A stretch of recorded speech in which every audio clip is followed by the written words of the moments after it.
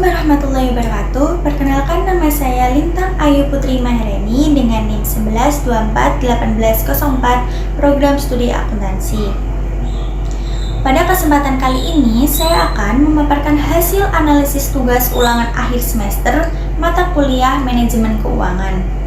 Hasil analisis terhadap PT Diamond Food Indonesia Tbk dengan kode saham DMND untuk periode 2022 hingga 2024. Apa itu DMND?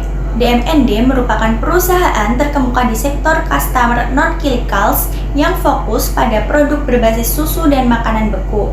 Secara umum, kondisi usaha perusahaan cukup stabil meskipun menghadapi dinamika ekonomi global.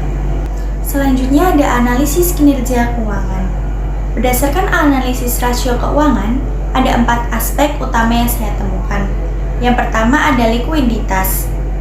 Current ratio perusahaan terus meningkat secara konsisten mulai dari 3,26 di tahun 2022 menjadi 3,86 di tahun 2024. Ini menunjukkan posisi keuangan jangka pendek yang sangat aman. Yang kedua ada profitabilitas. ROA dan ROE sempat mengalami tekanan pada tahun 2023 akibat kenaikan biaya bahan baku impor. Namun, di tahun 2024, kinerja mulai pulih seiring dengan efisiensi yang dilakukan manajemen. Selanjutnya yang ketiga ada aktivitas.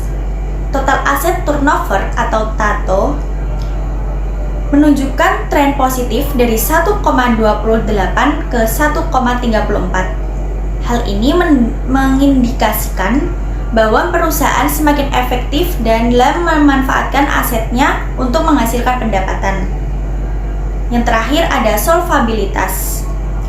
Rasio utang terhadap ekuitas atau DER terus menurun hingga mencapai angka 0,20 di tahun 2024. Artinya, ketergantungan pada utang semakin kecil. Oke, selanjutnya ada analisis struktur modal. Mengenal struktur modal selama 3 tahun belakangan ini, DMND cenderung sangat konservatif.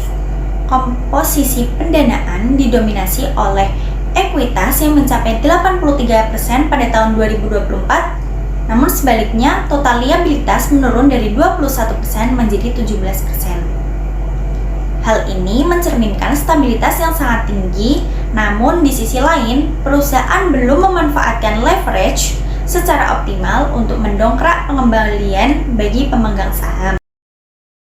Selanjutnya ada analisis risiko keuangan. Terdapat 2 risiko keuangan utama yang saya identifikasi. Yang pertama ada risiko pasar, khususnya risiko nilai tukar karena ketergantungan pada bahan baku impor yang dibeli dalam dolar Amerika Serikat, sementara pendapatan kita dalam rupiah. Yang kedua ada risiko likuiditas.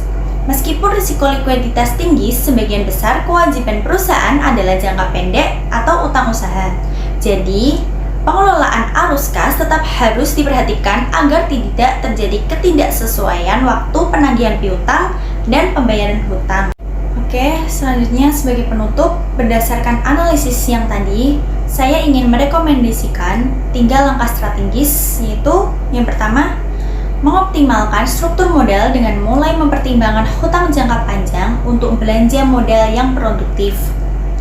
Kedua, melakukan reorientasi aset lancar yang berlebih ke investasi produktif seperti penguatan jaringan distribusi dan teknologi digital.